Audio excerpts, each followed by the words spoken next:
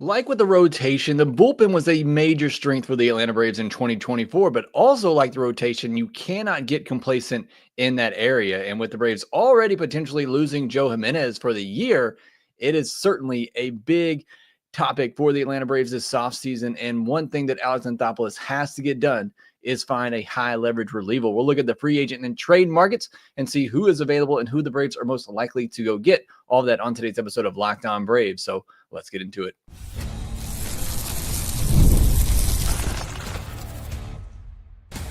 You are Locked On Braves, your daily Atlanta Braves podcast, part of the Locked On Podcast Network, your team every day.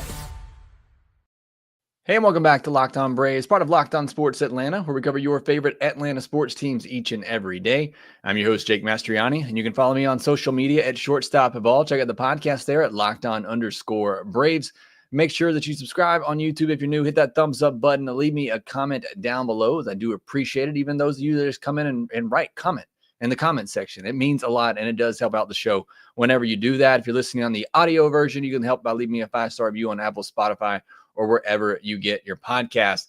Today is the last kind of off-season preview episode that we're going to do, looking at potential targets for the Atlanta Braves. We've gone through outfield, we've gone through shortstop, we've gone through starting pitching, we've gone through today, we will go through relief pitchers, and that'll be kind of the final podcast that we'll do, just specifically looking at potential targets. And then tomorrow I will give you what I think the Braves should do and what I would do if I were Alex Anthopoulos and the GM of the Atlanta Braves, which I am not. But we'll look at the relief pitchers on today's episode. And you can start the NFL season with a big return on FanDuel. New customers can place a $5 bet, and you'll get started with $150 in bonus bets if you win your first $5 bet. Visit FanDuel.com to get started. Well, as I said a minute ago, this is going to be the last of just a deep dive into the names and players that are available that the Braves could be targeting with some of their needs this offseason, whether it be outfield, shortstop, starting pitching, and then today with relievers. We're going to start by looking at the top free agents that are available, and then we'll look at some of the trade targets as well. And then we'll also talk about the internal options for the Atlanta Braves, because there are some young arms coming up through the system who could have an impact in 2025 and beyond. Also, we'll talk briefly about the Diamond Sports Group situation, because there's a lot coming out. I don't know that we have a full grasp of what it all means right now, but I'll try to explain it as best I can at this moment. But let's start at the top, and I'm going by MLB Trade Rumors list of top 50 free agents, and the top available reliever that they have listed is Tanner Scott. Obviously, somebody Braves fans are familiar with, as he was with the Marlins for a while. Whenever I think of Tanner Scott, not fair to him, because I know he's a really good pitcher, but I think about that Michael Harris home run on a fastball down and away that Michael Harris just went and got in Marlins Stadium and drove it out to left center. One of the more impressive swings that I've seen. But he is the top reliever available this offseason, again, according to MLB Trade Rumors, and they project him to get 4 years, $56 million. 2.31 ERA and a 1.75 ERA in the last 2 years, with a big strikeout rate. Walk rate has been over 10% in every year but one. But when you have big stuff like that, you don't worry about walk rates as much with relievers, especially if they have overly dominant stuff. But a walk rate over 10 is not great. Lefty certainly helps a little bit as you're trying to replace an AJ Minter. Fastball averages 97 miles per hour and a slider with a whiff rate around 40%. So going to be one of the most coveted relievers on the market. And I don't think the Braves are going to be in on him. Jeff Hoffman is next on this list. 4 years, $44 million. A right-handed reliever, was amazing with the Phillies the last 2 years. They had a K rate of 33% and a walk rate under 10. So that is great. Obviously, like I said, you don't worry as much about the walk rate. You don't worry too much about the walk rate with relievers, but anytime you're seeing a reliever with a strikeout rate over 30% and a walk rate under 10%, that is a huge bonus. He also had an expected batting average around 200 over the last 2 seasons as well, and his slider gets a 45% whiff rate, with his four-seamer sitting 96, 97. You're going to see this trend a lot, even with some of the internal relievers that the Braves have. That fastball slider combination, it still remains one of the best combinations in baseball. And that's what a lot of these relievers have. Next up is Clay Holmes, who's projected to get 3 years, $30 million. So now you're starting to see the prices come down a little bit. Relievers getting, less than 10 million AAV until you get to some of these 1-year deals later on. Righty from Alabama, so obviously is a great human being. The numbers would tell you he's been really good, but he lost the closer role with the Yankees at the end of 2024. His 3.22 xERA was his highest since 2019. And again, it's not like that's terrible, but his 1.30 whip isn't great.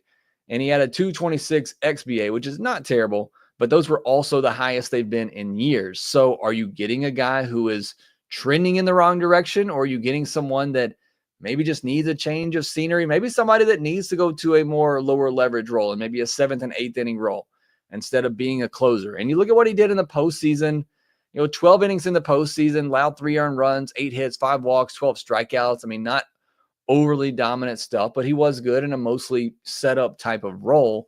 The sinker averages 96.6 miles per hour, and the slider generates a lot of swing and miss, a 40% whiff rate. I don't know if it was location or movement, but batters were just all over his sinker this year. So if he can figure that out, then he's going to get back to being the Clay Holmes that he has been in the past. So again, 3 years, $30 million isn't cheap, but you are probably getting a lower value on Clay Holmes than you would have had he remained the Yankees closer and had a little bit better season. Last one here of what I think is probably the top tier relievers in the free agent market is Carlos Estevez. And I don't know what to do with Carlos Estevez. They project him to get 3 years, $27 million, right-handed pitcher. He had a breakout 2024, and I don't know if it's believable. And that's why I really don't know what to do with Carlos Estevez. A K rate of 23.6%. That's nothing fantastic. He cut his walk rate, though, down to 5.7%. And that is extremely low. It was the lowest it's ever been by far. His second lowest walk rate in his career was 7.5% back in 2019. So that is definitely one thing he did different in 2024 is he didn't walk a lot of batters. It was the first time since his rookie season that he had an expected ERA under 4. So again, how much can you believe in this? Now, Estevez has always been a guy that's had good stuff. 4-seamer sits 97, can get it up above that, obviously. He has, really, big velocity stuff. There's always been a lot of potential there. He's just never put it together. So are we finally seeing him put it together, or was just an extremely lucky season? I tend to lean towards it being a really lucky season. He doesn't have a huge swing and miss pitch with big whip rates like you see some of these other relievers. And the batting average on balls in play against his slider went from 389 last year to 229 in 2024. It's a huge gap. So again, I tend to think that this was possibly just a blip for Carlos Estevez, and he's not as good as he was in 2024. But again, 3 years, $27 million, that's not terrible for a guy who I think, even if he goes back to who he was before, I think would be a valuable setup guy. But I don't know if he's that dominant closer like we saw in 2024. All right, that to me is the top tier list of free agent relievers who are available. I'll be honest, I don't think the Braves sign any of these guys. And that probably shouldn't come as a surprise to you. One of the reasons being is the Braves have over $36 million already committed to their bullpen in 2024. And I just don't know if you can afford to hand out another $10 million deal to a reliever. Hopefully I'm wrong. Maybe I'm wrong, because I would love to have one of these guys. I'd love to take a chance on a Clay Holmes to see if you put him again in a setup role. Maybe it unlocks him and he can become that dominant guy again. I mean, take a chance on an Estevez at less than $10 million a year. I don't hate it, because again, I think even if these guys were, as in the case of Estevez, regresses back to what he was, I think he's still a really good reliever. And I think Clay Holmes, even in what he was, losing the closer's job, he was still a really good reliever. So again, I would not be mad at all if the Braves decided to sign one of these guys. I just don't think that's going to be the case because of all the money they already have allocated to the bullpen, and you need some help in other areas as well. And I think there's a lot of great options on the rest of this list that we're going to go over both in the free agent market And certainly there are some great names that are available via trade. We'll get into those here next. The World Series, Super Bowl, the Olympics. The world's top athletes get to play in these top-level sporting events thanks to one thing: teamwork. And teamwork can also protect your financial legacy and your family's future. SelectQuote's licensed insurance agents are the perfect teammates when shopping for customized, affordable life insurance. They can find you the right policy to keep your financial legacy safely in your family's end zone. In sports, winning is everything. That's why you always need a good strategy to keep moving towards the goalpost. Winning strategies for life are just as important, and that's where SelectQuote can help you protect your legacy and your family's financial future. SelectQuote is one of America's leading insurance brokers with nearly 40 years of experience, helping over 2 million customers find over $700 billion in coverage since 1985. Get the right life insurance for you for less at SelectQuote.com/lockedon. Go to SelectQuote.com/lockedon today to get started. That's SelectQuote.com/lockedon. Thank you as always for making Locked On Braves your first listen of the day. Go check out Locked On MLB for your second listen, as Sully is catching you up with everything happening around Major League Baseball this offseason. Check that out on YouTube or wherever you get your podcasts. Coming your way the rest of the week here at Locked On Braves, I will give you what I would do. I'm going to play GM on Thursday and tell you what I would do if I were Alex Anthopoulos, and then we'll have our mailbag episode on Friday to wrap up the week, unless something major breaks. And that's always the case in the offseason. If there's a major trade, major signing, and I'm available, we will have an emergency podcast to cover that. So always make sure you have that notification bell clicked so that you get notified whenever we post a new episode. Let's get into some of the other reliever options, though, because, again, that top tier list is good, and I would not be upset if the Rays went after one of those guys. But I think there's enough other good options at either a lesser price or lesser years that I think makes sense. And I'm going to mention one that I talked about yesterday in Frankie Montas, because I think he's a guy that you could get. And if you convert him to a reliever, I think there's a lot of upside with that fastball splitter combination. And you can use him in that Grant Holmes kind of role. You can use both of them this way, potentially, where they could, come out of the bullpen. They could also start some games for you here or there. And I think that's valuable.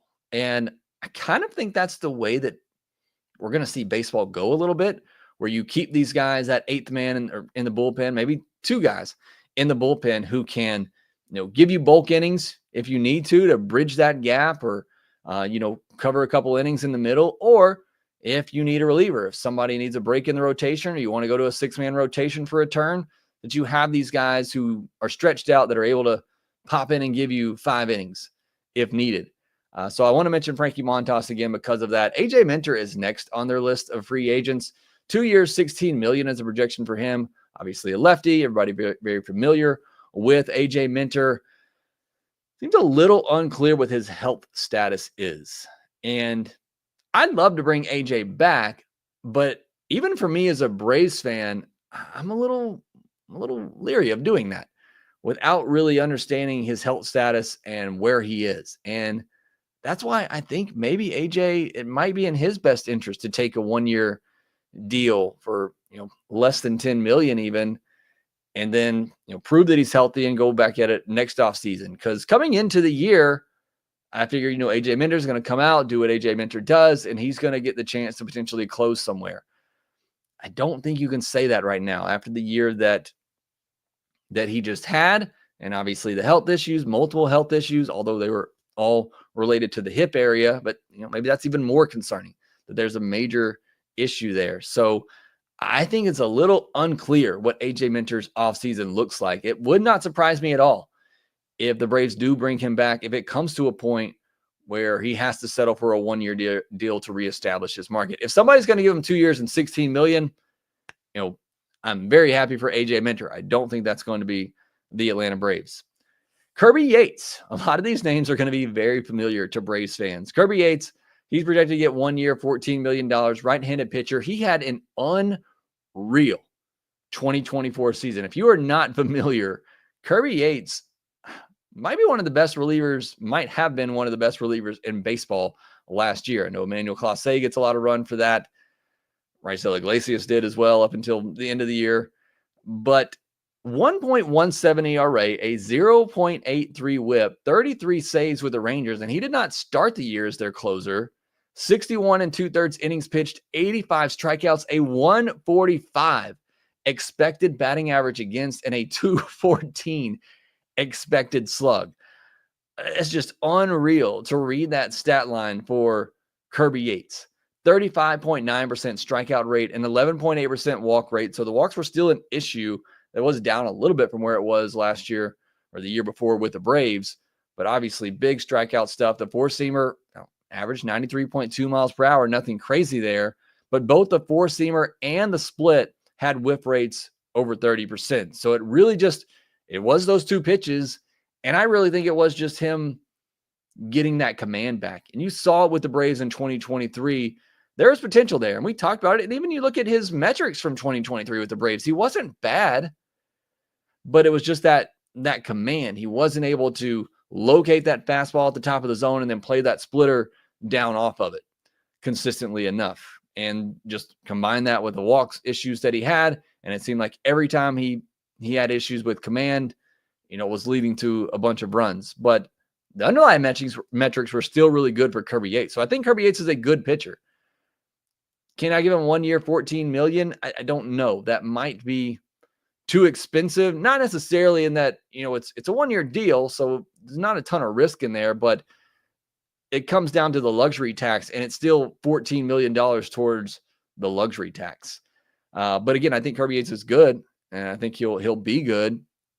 I just don't know if the Braves are willing to, would you rather do AJ Minter on a 2 year, $16 million deal, which is an $8 million AAV, or Kirby Yates on a 1 year, $14 million deal, which is a $14 million AAV?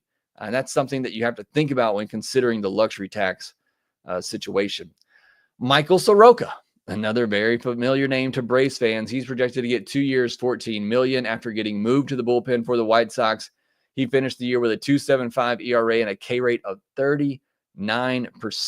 His fastball velocity ticked up a little bit in the bullpen to around 95 miles per hour, and his slider had over a 40% whiff rate last year as a starter and a reliever.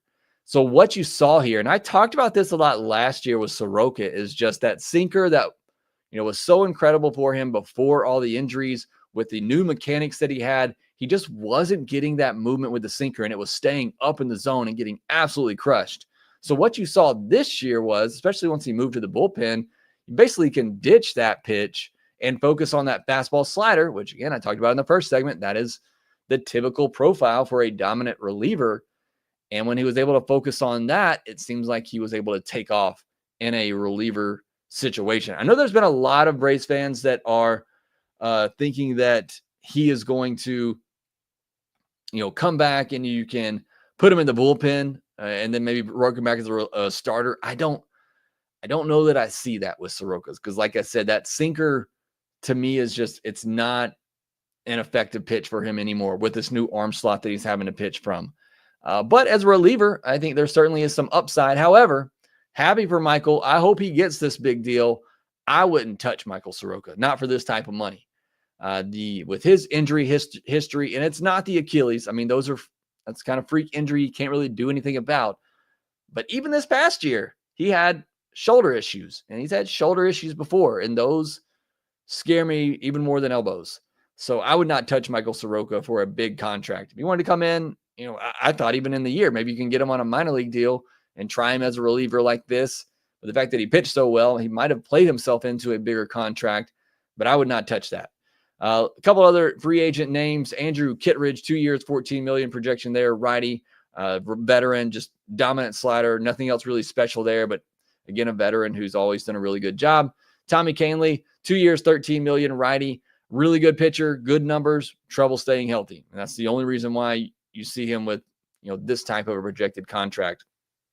David Robertson, 1 year, $11 million projection. 40-year-old righty who just keeps getting it done, had a 33.3% strikeout rate last year, a 216 or lower expected batting average in the last 3 seasons. Just cutter, knuckle curve specialist, again, just one of those veteran relievers that knows how to pitch and gets it done year after year. Blake Trinan. I've always loved Trinan, and I don't understand why he doesn't get more love and appreciation.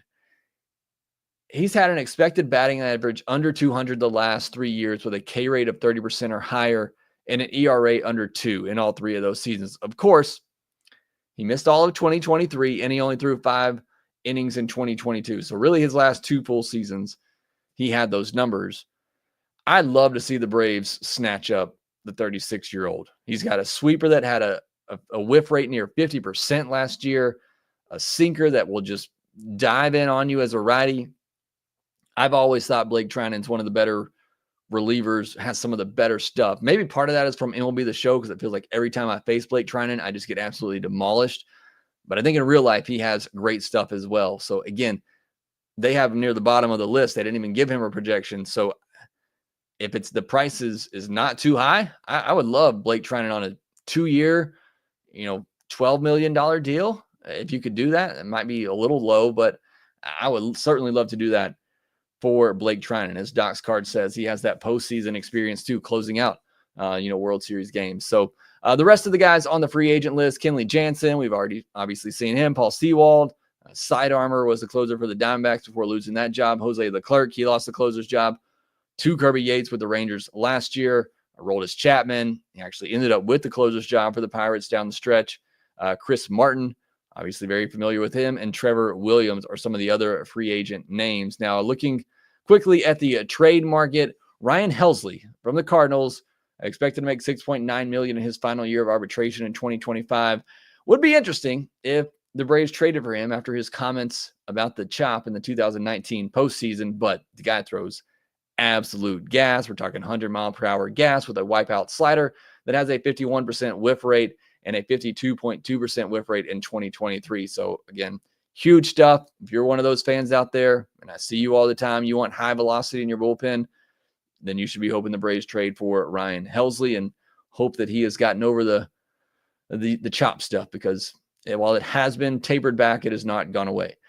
Devin Williams from the Brewers, $8 million in the final year of arbitration, projected one of the best relievers in baseball with the airbender changeup. Probably going to be one of the most coveted trade targets this offseason is Devin Williams. And for that reason, I think the Braves are probably out. Pete Fairbanks can't stay healthy, but throws hard and is only guaranteed $4.667 million. He's got, I think it's about $3.677 million or $3.667 million that he's owed in 2025. And then he has a team option for 2026 with a $1 million buyout. So not a lot of guaranteed money there for Pete Fairbanks, who is really good when he's healthy. Ryan Presley, the veteran for the Astros, set to make $14 million in 2025. He's been going backwards the last few years, so I would not be interested at all in Ryan Presley, especially not at $14 million. I'd much rather just go get Kirby Yates. Chris Paddock with the Twins could be an interesting one, kind of in that same role as a Frankie Montas, like I mentioned, and that Grant Holmes type of role is somebody who you could use out of the bullpen and also use as a reliever. And then David Bednar, arbitration eligible through 2026, but the Pirates had a rough 2024. I mentioned he lost his closer jobs to Aroldis Chapman, but perhaps a chance to buy low on a guy who's been dominant up until this past season. Maybe it was just a fluke year for him. But those are the trade and free agent targets. Obviously, with relievers, there are so many potential trade targets out there, but those are the ones that MLB Trade Rumors mentioned as guys who could possibly get moved. But there are so many good relievers out there that the Braves could trade for. Next, we'll talk about some of those internal options and also the latest news with Diamond Sports. Where are you going to be able to watch your Braves games next year? I'll tell you that here next. Get ready to tackle the NFL action with FanDuel, America's #1 sportsbook, because right now new customers can bet $5 and get $150 in bonus bets if you win. The FanDuel Sportsbook app gives you everything you need to place live bets on the NFL all in one place. So when you get a hunch in the middle of the game, you can check out the latest stats, view live play-by-play, and so much more on the same page where you place your bets. Just visit FanDuel.com to join today. You'll get started with $150 in bonus bets if you win your first $5 bet. That's FanDuel.com. You can see the latest World Series odds out there, where the Braves have the third best odds currently behind the Yankees and the Dodgers. I think they should actually be ahead of the Yankees, but that's just me. Also, make sure you visit FanDuel.com/play-safe for tools and resources to help you stay in control of the way you play. Never waste a hunch and make every moment more with FanDuel, an official sportsbook partner of the NFL.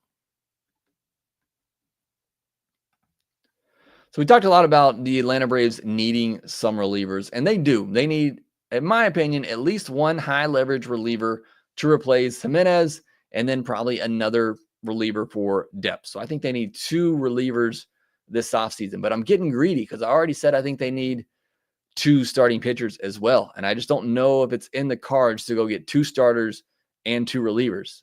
Again, unless you're going to make some trades here to get some of these cheaper options, it's just hard to see them making that many moves. But let's look at the internal options, because even with the loss of Joe Jimenez, you still have Raisel Iglesias, who again was one of the better relievers in all of baseball last year. You have Pierce Johnson.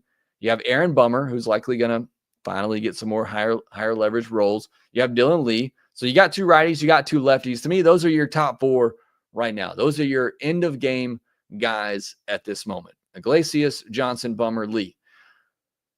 Scary thing is, if something happens to one of them, one of them gets hurt, one of them regresses, this bullpen's in serious trouble. Unless Grant Holmes is able to step into, a bullpen role. I still don't know what the plan is with him, if they're going to try to stretch him out as a starter. Again, do you keep him as that swing man, keep him stretched out, as a multi-inning reliever and spot starter here or there, which I think worked out pretty well for him last season. Daysbel Hernandez is ready for a bigger role and has big stuff. It's all just about command for him and being able to throw enough strikes. But obviously, he's gotten his feet wet, and it seems like it's his opportunity. Domingo Gonzalez, who they just added to the 40-man roster, has big stuff. I don't know that he'll be ready right away, but certainly somebody that can contribute at some point.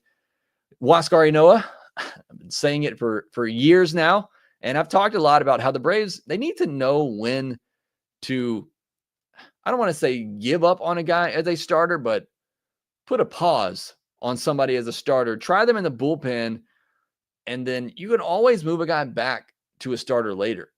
And I think Ynoa, with all the injuries he's had, it's time. Just put him in the bullpen, see what he can do. Angel Perdomo, the guy you probably don't remember, but Alex Anthopoulos went and got him last year, knowing he was going to be out all of 2024, but getting him in preparation for 2025. So he's going to be in the mix at some point. Royber Salinas, who they just got back after they traded him to the A's, I think he'll get a shot in the bullpen. Hayden Harris, another young arm that's probably going to get a shot in the bullpen at some point this year. So there are some guys behind Iglesias, Johnson, Bummer, and Lee, but they're all a little bit unproven. And again, it's just kind of what scares you and why I think they have to go out and make a couple of moves in the bullpen. Finally, the news on Diamond Sports. Again, this is all still coming out, and there's not a ton of clarity so far as to what exactly it's going to look like. So I'll try to piece it together as best I can. But I'll tell you this, if you don't follow Evan Drellich on X, he is covering all of this and has all of the details. But the latest is that the Braves have an amended deal with Diamond Sports Group that will allow them to, still broadcast Braves games with what was Bally is now FanDuel Sports, whatever they call it. So they will be carrying the Braves. So that is not changing. You're still going to have the Braves on FanDuel Sports, formerly of Bally. That deal is just revised. We don't know what that revision looks like. The other news that came out on Wednesday that I think is very interesting is that they have a deal with Amazon Prime now, who's going to be selling subscriptions, add-on subscriptions where you can watch your favorite teams. So if that is available, that is could be really cool, obviously, depending on the price. But it would be for somebody like me who the only reason that I subscribe or that I pay for Fubo TV is so that I can watch Braves games. I subscribe to MLB TV every year, but I can't watch Braves games because they're blacked out in my area unless I spoof my IP and do all that, which isn't a great experience. I've tried it. But if you have this through Amazon Prime where I can buy an add-on package just to watch Braves games, and it's a lot cheaper than what it would be to subscribe to a Fubo TV or a DirecTV stream, whatever still carries Bally FanDuel Sports, and that could be a great option for me because then I could save a good bit of money if I can just buy an add-on package for even $20 a month. Would be a really good deal for me because that's all I really pay for streaming, because I get everything else everywhere else. So that could be a really interesting thing for customers, another way to watch Braves games through Amazon Prime with an add-on subscription. Just like if you're in Amazon Prime and they tell you you can get a max deal or whatever it's called, you can get other streaming options within Amazon Prime. You still have to pay that, but you can do it within the Amazon Prime app. It'd be similar for that.